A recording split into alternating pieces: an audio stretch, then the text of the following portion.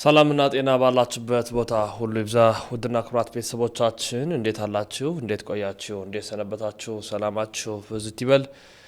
እንግዲህ ዛሬም እናንተን ያስተምሯችኋል፣ ይመክሯችኋል ብዬ ያሰብኩትን የተለያዩ መረጃዎችን ይዤ መጥቻለሁ። መረጃው ጉልበት እንዲኖረው ላይክ፣ ሼር በማድረግ ትብብር አጋርነታችሁ በማሳየት ከጎናችን እንድትቆሙ እሻለሁኝ። ውድና ክቡራት ቤተሰቦች እንግዲህ ዛሬም አንድ ጉዳይ ነው ወደ እናንተ ይዤ መጣሁት። እጅግ ጥብቅም ነው እንድንማርበትም ስለምፈልግ ማለት ነው መረጃውን የማጋራላችሁ። ከዚህ ከፋና ቲቪ ጋር የተገናኘ አንድ መረጃ ነው ማጋራላችሁ። እንደምናስታውሰው በዚህ በፋና ብሮድካስቲንግ አንድ ከሰሞኑ መረጃዎች ወጥተው ነበረ በፌስቡክ ገጹ ማለት ነው።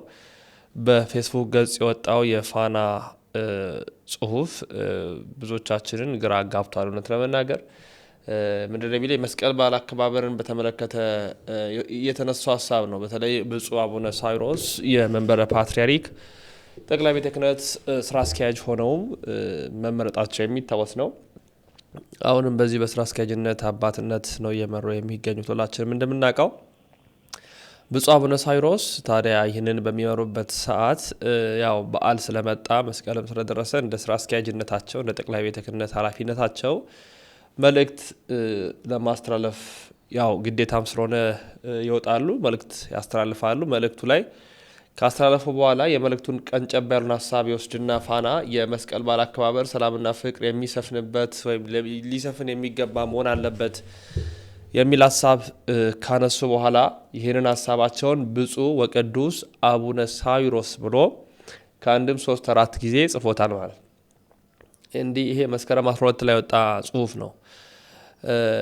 ብፁዕ ወቅዱስ አቡነ ሳዊሮስ ብለዋል ብሎ ፋና በገጹ ይዞቷል ማለት ነው። እና ማን ነው ፓትርያርኩ ያስብላል።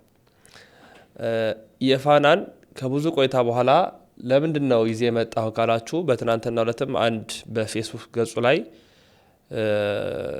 አንድ ጽሁፍ ከኢሬቻ ጋር በተገናኘ አጋርቶ ነበረ። መስቀል በዓል በሚከበርበት ጊዜ የኢሬቻን አንድ ነገር አጋርቶ ኋላ አፍቶታል። አሁን ደግሞ ብፁዕ ቅዱስ ብሎ አቡነ ሳዊሮስ ብሎ ጠርቷልና ፍንጭ የሚሰጥ ነገር ማለት ነው። እና ማን ነው ፓትርያርኩ? ብፁዕ ወቅዱስ አቡነ ማትያስ ቀዳማዊ ፓትርያርክ ርዕሰ ሊቃነ ጳጳሳት ዘኢትዮጵያ ሊቀ ጳጳስ ዘአክሱም ወእጨጌ ዘመንበረ ተክለ ሃይማኖት 6ኛ የኢትዮጵያ ኦርቶዶክስ ተዋሕዶ ፓትርያርክ ናቸው። ሁላችንም እንደምናውቀው 6ኛ የኢትዮጵያ ኦርቶዶክስ ተዋሕዶ ቤተክርስቲያን ፓትርያርክ ናቸው። ቅዱስነታቸው ቡራኪያቸው ይድረሰን። አንድና አንድ ፓትርያርኩ ብቻ ብፁዕ ወቅዱስ ተብሎ ይጠራል። ነገር ግን ሌሎች ሊቃነ ጳጳሳት አቡነ አባ የተባሉ ነው የሚጠሩት። አቡነ ሳዊሮስን ብፁዕ ቅዱስ አቡነ ሳዊሮስ ብሎ ፋና ሆነ ብሎ ጽፎታል። ደጋግሞ ማለት ነው። እና ይሄ የሆነ ነገር ይኖረዋል በእርግጠኝነት። ምክንያቱም ዝም ብሎ በሚሊዮን ተከታይ ያለው ፋና ፌስቡክ ላይ ማለት ነው ከመሬት ተነስቶ ይሄንን ይጽፋል ብለን አናስብም። እና ጉዳዩ አንዳች የሆነ ነገር እንዳለው የሚያመላክት ነው። ግን እግዚአብሔር አምላክ በጎን ነገር ያምጣልን፣ ቅኑን ነገር ያምጣልን ከማለት ሌላ ምንም የምንናገረው ነገር የለም። አቡነ ሳዊሮስ ወይንስ አቡነ ማትያስ ፓትርያርኩ ማን ናቸው? መረጃው ለእናንተ ተወኩኝ። የተለያዩ ቪዲዮዎችን ላጋራላቸው። በአደባባይ ለመላው ኦርቶዶክሳውያን ይህ የስም ስህተት ብላችሁ ልትገልጹ ይገባል። ይሄ ኃላፊነት አለባችሁ። የፋና ፓትርያርክ ታውቋል። የኛ ደግሞ ስራ አስኪያጅ ናቸው ብፁዕ አቡነ ሳዊሮስ። የፋና ፓትርያርክ ግን ብፁዕ ወቅዱስ አቡነ ሳዊሮስ ናቸው። የኛ ፓትርያርክ ግን ብፁዕ አቡነ ማትያስ ናቸው። የኛ ስራ አስኪያጅ ግን የኛ ፓትርያርክ ብፁዕ ወቅዱስ አቡነ ማትያስ ናቸው። የኛ ስራ አስኪያጅ ደግሞ የጠቅላይ ቤተ ክህነት ስራ አስኪያጃችን ደግሞ ብፁዕ አቡነ ሳዊሮስ ናቸው።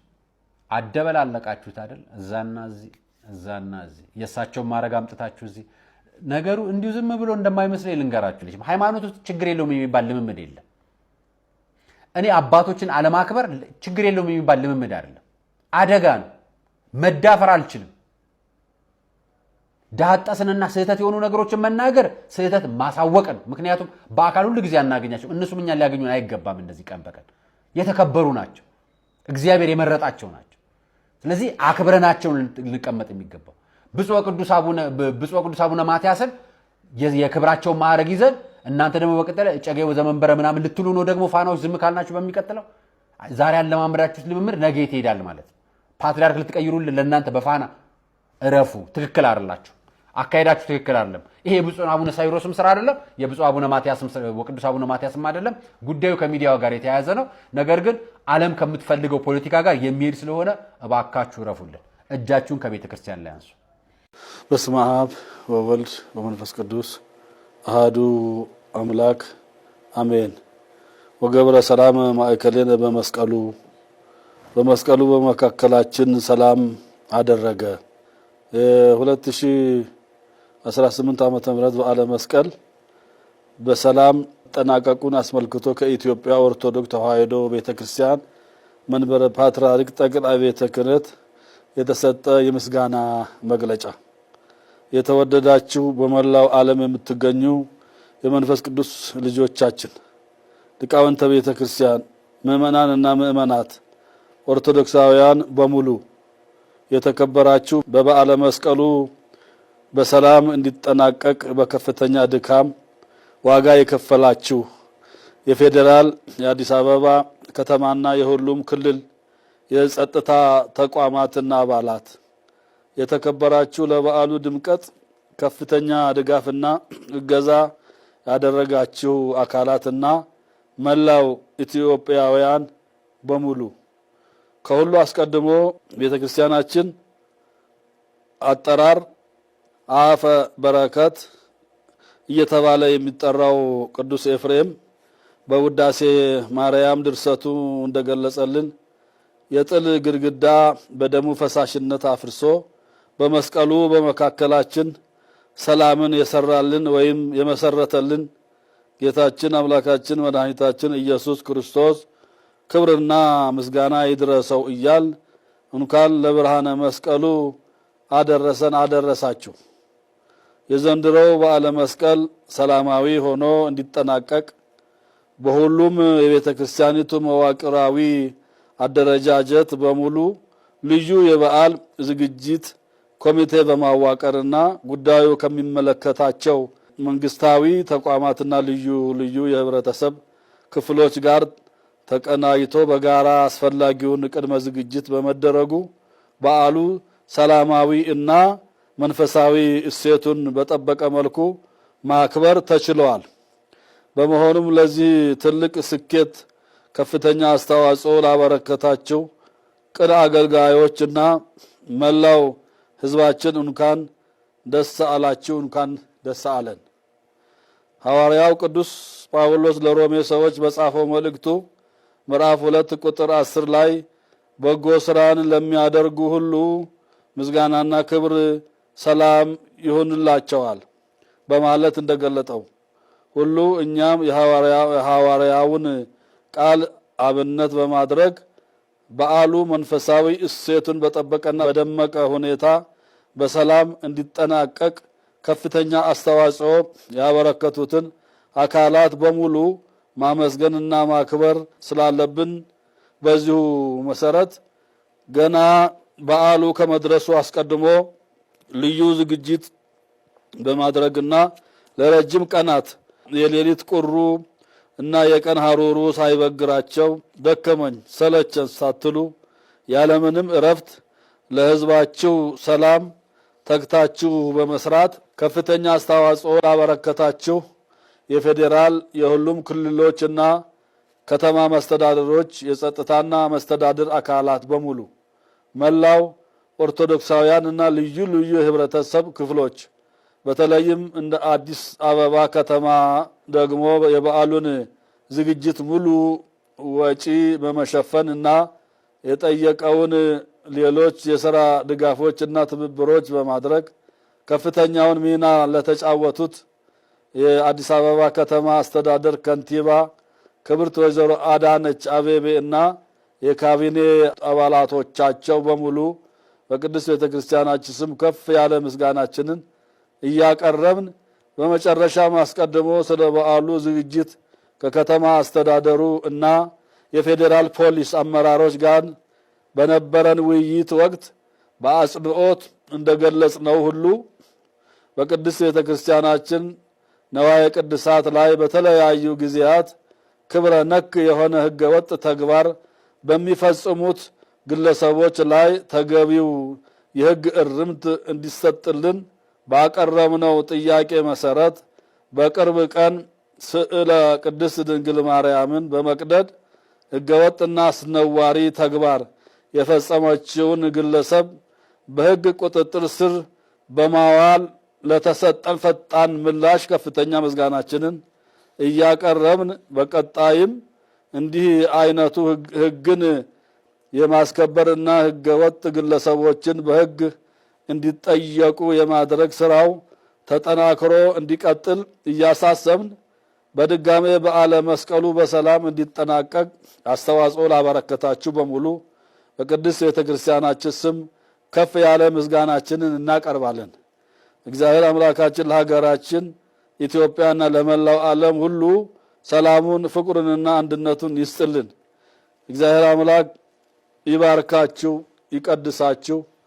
መስከረም 17 ቀን 2018 ዓመተ ምህረት አዲስ የውላችሁ ሰው ተማረም አልተማረም ሊቅም ሆነ ደቂቅም ሆነ ልሂቅም ሆነ ደቂቅ አላዋቂም ሆነ ሊቅ እግዚአብሔር የሚፈልገው ፍሬ ነው፣ ሌላ አይደለም። እግዚአብሔር ለምሳሌ ሰው ሊቅ እንዲሆን አይደለም የሚፈልገው። ምን እንዲያደርግ ነው የሚፈልገው? ፍሬ እንዲያፈራ ነው። እግዚአብሔር የሚፈልገው ፍሬ ነው። ሰው ጥሩ ትዳር ኖረው ማለት ምን ማለት ነው? በትዳሩ ምን አረገ ነው? አፈራ ማለት። አንድ ሰው ከቤተ ክርስቲያን ተለይቶ ፍሬ ሊኖረው አይችልም በምንም ታምር። ቤተ ክርስቲያን እየቀረ 10,000 ስግደት ከሚሰግድ ሰው ቤተ ክርስቲያን እየሄደ ምንም የማይሰግድ ሰው ይሻላል። ቤተ ክርስቲያንን አልባ ፍሬ የለም። እንኳን እኛ የበቁት አባቶች እንኳን ያለ ቤተ ክርስቲያን አላፈሩ። እና አቡነ ገብረ መንፈስ ቅዱስ ያን ያህል ብቃት ይዘው ተሰውረው ቤተ ክርስቲያን ገብተው ቆርበው የሚሄዱበት ጊዜ ነበረ፣ የሚያስቀድሱበት ጊዜ ነበረ።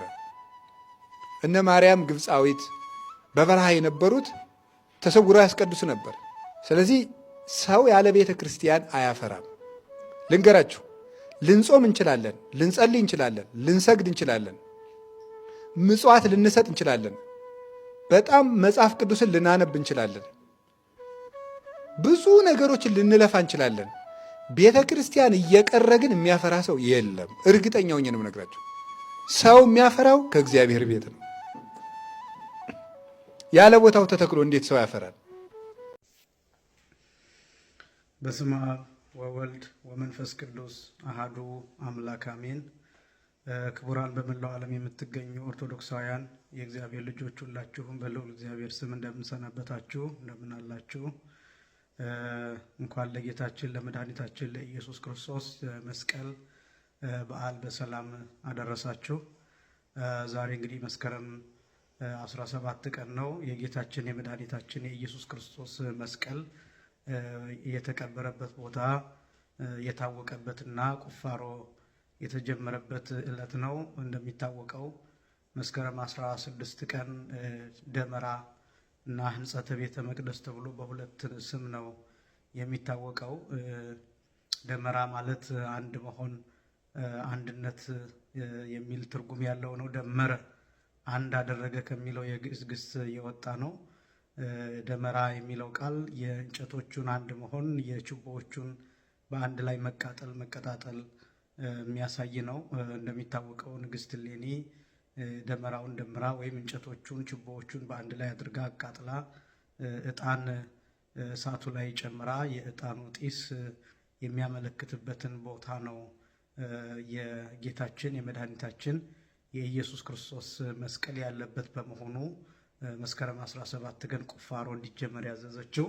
እንግዲህ ከመስከረም 17 ጀምሮ እስከ መጋቢት 10 ቀን ድረስ ሲቆፈር ቆይቶ መጋቢት 10 ቀን የጌታችን የመድኃኒታችን የኢየሱስ ክርስቶስ መስቀል የተገኘው መጋቢት 10 ቀን ነው። እንግዲህ ከዚያ ጀምሮ ደግሞ ቤተ መቅደስ ታንጾ መስከረም 16 ቀን እንደገና በዓመቱ ማለት ነው መስከረም 16 ቀን መስቀሉ ወደ ተሰራለት ቤተ መቅደስ በጎልጎታ የገባበት ዕለት ቅዳሴ ቤተ ክርስቲያኑም የተከናወነበት ዕለት መስከረም 16 ቀን ነው። እንግዲህ በዚህ ምክንያት መስከረም 16 ደመራ ሕንጸተ ቤተ መቅደስ ተብሎ ይታወቃል ማለት ነው። እንግዲህ ግልጽ ለማድረግ ያህል የመስቀል በዓል በአራት ደረጃ ይከበራል ማለት ነው። አንዱ መስከረም 16፣ ሁለተኛው መስከረም 17፣ ሶስተኛው መጋቢት 10፣ እንደገና መልሶ ደግሞ አሁንም መስከረም 16 ቀን በዓሉ ይከበራል ማለት ነው። የመጀመሪያው መስከረም 16 ምልክቱ የታየበት ዕጣኑ ያመለከተበት መስከረም 16 የተቀበረበት ቦታ የታወቀበት ነው። ሁለተኛ መስከረም 17 ደግሞ ቁፋሮ የተጀመረበት ነው። ሶስተኛ መጋቢት 10 ቀን መስቀሉ የተገኘበት ነው። አራተኛ እንደገና መስከረም 16 ቀን ወደ ቤተ መቅደስ የገባበት ቤተ መቅደሱ ህንፃው አልቆ ቅዳሴ ቤተክርስቲያን ተከናውኖ መስቀሉ በቦታው በቤተ መቅደሱ የተቀመጠበት ዕለት ነው ማለት ነው። እንግዲህ መስቀል በዚህ ደረጃ የምናከብርበት ምክንያት የጌታችን የመድኃኒታችን የኢየሱስ ክርስቶስ የማዳን ስራው የተገለጠበት፣ ኃይሉ የታወቀበት፣ ጠላት የደቀቀበት፣ የእባቡ ራስ የተቀጠቀጠበት በመሆኑ በዚህ ምክንያት ለእኛም ኃይላችን ስለሆነ ጽንዓችን፣ ቤዛችን፣ አቅማችን፣ ጉልበታችን፣ ብርታታችን ስለሆነ በዚህ ምክንያት መስቀልን በተለየ ሁኔታ እናከብረዋለን። መስቀል የራሱ በጣም ብዙ ትርጉሞች አሉት። በመሰረቱ መስቀል ሲተረጎም መከራ ማለት ነው። ያው ጌታችን መድኃኒታችን ኢየሱስ ክርስቶስ የተቀበለውን መከራ የምናስብበት ስለሆነ መከራ ይባላል። የቤተክርስቲያን ሕይወት አጠቃላይ የኛ ሕይወት መስቀል ተብሎ ይጠራል። ምክንያቱም በመስቀል ጌታችን መድኃኒታችን ኢየሱስ ክርስቶስ 3 ሰዓታት ቆይቷል። በእነዚህ 3 ሰዓታት ዓለም በሙሉ የተሰራበት እና የታደሰበት በመሆኑ በዚህ ምክንያት መስቀልን በተለየ ሁኔታ እናከብረዋለን ማለት ነው። እንግዲህ መስቀልን ይዘን ሌሎቹ መንፈሳዊ የሚባሉ ፍሬዎችን የምናፈራው በመስቀል አማካኝነት ነውና ስለዚህ መስቀል መክብበ ንዋያት ተብሎ የሚጠራን አጠቃላይ የቤተ ክርስቲያን መገልገያዎች በሙሉ የሚባረኩት በመስቀል ነው። አባቶቻችንም በማዕረገ ክህነታቸው የሚይዙት መስቀል ነው፣ ወይም ደግሞ በመስቀል የመባረክ ስልጣን ነው። እኛም እንደሚታወቀው እጃችንን እንዲህ በማድረግ በዚህ ምልክት ጠላትን ድል እናደርጋለን፣ ሰይጣናትን፣ አጋንንትን እናሸንፋለን እና ስለዚህ መስቀል እጅግ በጣም የተለየ የሕይወታችን አካል ሆኖ ለእኛ ለክርስቲያኖች የሚያገለግል ነው። እንግዲህ መስቀልን ደግሞ ስናከብር ደመራውን ማቃጠል እንዲሁም ደግሞ በየበዓላቱ ልብስ ለብሶ መታየት መገኘት ብቻ መሆን የለበትም። መስቀል ትዕግስት ነው። መስቀል በሕይወታችን ውስጥ ትዕግስት ሆኖ እንዲገለጥ፣ በሕይወታችን ውስጥ በጎ ሆኖ እንዲገለጥ፣ ምሕረት ሆኖ እንዲገለጥ፣ ርኅራኄ ሆኖ እንዲገለጥ፣ ይቅርታ ሆኖ እንዲገለጥ ያስፈልጋል። በትዳራችን፣ በትውልዳችን፣ በማህበረሰባችን፣ በአንድነታችን፣ በህብረታችን፣ በሀገራችን በምንኖርበት ቦታ ሁሉ መስቀል ብርሃን ሆኖ ሊገለጥ ያስፈልጋል። ምክንያቱም መስቀል ሕይወት ነው፣ ቃል አይደለም። መስቀል ቃል አይደለም፣ ሕይወት ነው። መስቀል ቃል አይደለም፣ ኑሮ ነው፣ ተግባር ነው እና ስለዚህ ይሄ የመስቀሉን ቃል ስናስብ ለሚጠፉት ሞኝነት ነው ብሎ ቅዱስ ጳውሎስ እንደተናገረው ለእኛ ግን የእግዚአብሔር ኃይል የሚገለጥበት ነው እና ስለዚህ መስቀል ኃይል ነው። መስቀል በሕይወት መገለጥ የሚገባው በተግባር የሚገለጥ ወንጌል ነው እና መስቀል ራሱ ክርስትና ነው። መስቀል ኦርቶዶክሳዊነት ነው። መስቀል መንፈሳዊነት ነው እና ይህንን በሕይወታችን ተሸክመን እንድንኖር ለሌሎችም እንድናሳይ ያስፈልጋል። ባህል ብቻ እንዳይሆን በጣም ብዙ ቦታ የመስቀል በዓልና ባህል እነዚህ ሁለቱ ተቀላቅለው በዓልነቱ ተረስቶ ባህሉ ብቻ እየገነነ የሚወጣባቸው አጋጣሚዎች ይኖራሉ። ብዙዎች በመብላት በመጠጣት በሌሎቹም ነገሮች የመስቀልን በዓል በማክበር ከእግዚአብሔር ጋር አንድ የሆኑ የሚመስላቸው ይኖራሉ። ነገር ግን መንፈሳዊነቱ ከጠፋ፣ ሃይማኖታዊ ትርጉሙና ሃይማኖታዊ ምስጢሩ ከጠፋ ወደ ተራ ባህልነት የመቀየር አደጋ ያጋጥመዋልና ስለዚህ የመስቀልን በዓል ስናከብር በመስከር፣ በጭፈራ፣ በመጠጥ መሆን የለበትም። በዘፈን መሆን የለበትም። የሚከበረው በዓሉ በዝማሬ ነው። የጌታችን የመድኃኒታችን የኢየሱስ ክርስቶስ ስቃይና መከራ የሚታሰብበት ነውና ስለዚህ በየአካባቢያችን በዓልን ስናከብር፣ በዓለ መስቀልን ስናከብር ክብሩን በጠበቀ መልኩና የመስቀልን ትርጉም በማያዛባ መልኩ መሆን ይገባዋል ማለት ነው። ይህንን ጊዜ የሰጠን አምላካችን፣ ይህንን በዓል የሰጠን አምላካችን እግዚአብሔር የተመሰገነ ይሁን። ምናልባት በዚህ በዩቲዩቡ በጣም ረዘም ላለ ቀናት ስለጠፋሁኝ በዚሁ አጋጣሚም እንዳለሁም ለማሳየት ነው። ብዙዎቻችሁ ምን ነው ጠፋህ እያላችሁ እየጠየቃችሁኝ ስለነበረ በኮሜንትም በኢንቦክስም አለሁኝ። ለአገልግሎት ወደ ኖርዌይ መጥቼ አሁን ይህን ቪዲዮ የቀረጽኩት እዛ ሆኜ ነው። እዚሁ አካባቢ ባሉ የኢሮፕ ሀገራት ዞር ዞር እያልኩኝ እያገለገልኩኝ ነው። ለዚህም እግዚአብሔር የተመሰገነ ይሁን። ከተወሰኑ ቀናት በኋላ ወደ ኢትዮጵያ እመለሳለሁ። መደበኛ አገልግሎታችን፣ ተከታታይ ትምህርታችን በተለመደው ቦታ እና በተለመደው ቀን በገርጂ ቅዱስ ጊዮርጊስ ቤተክርስቲያን ሐሙስ ማታ ተከታታይ ትምህርታችን የሚቀጥል ይሆናል ማለት ነው። ለአዲሱ ዓመትም ለበዓለ መስቀልም እንዲሁም ወደፊት ለሚመጡት በዓላትም እንኳን አደረሳችሁ ለማለት እወዳለሁ። በተለይ ደግሞ ወደ ግሸን ደብረ ከርቤ የምትጓዙ ምእመናን በሰላም ደርሳችሁ በሰላም ወደየ በዓታችሁ ለመመለስ ያብቃችሁ። ደጁን የረገጣችሁና እንዲሁም በዚህ ሰዓት ለመሄድ እያሰባችሁ ያላችሁ በረከታችሁ ለእኛም ይድረሰን። ሀገራችንን ሁላችንንም በጸሎት እንድታስቡን ለመጠየቅ እወዳለሁ። የእመቤታችን የቅድስት ድንግል ማርያም አማላጅነት ከሁላችን ጋር ይሁን። የመስቀሉ ኃይል ሁላችንንም ይጠብቀን። በሰላም ያገናኘን የቀጠሮ ሰዎች ይበለን። መልካም በዓል። እግዚአብሔር ያክብርልን። ውድና ክቡራት ቤተሰቦቻችን ኦርቶዶክሳውያን የዛሬ መረጃዎቻችን ይህን ይመስላሉ። መረጃው ለመላው ዓለም እንዲዳረስ ላይክ፣ ሼር በማድረግ ትብብር አጋርነታችሁን አሳዩን። ተሰናበት። ሰናይ ቆይታ ይሁንላችሁ።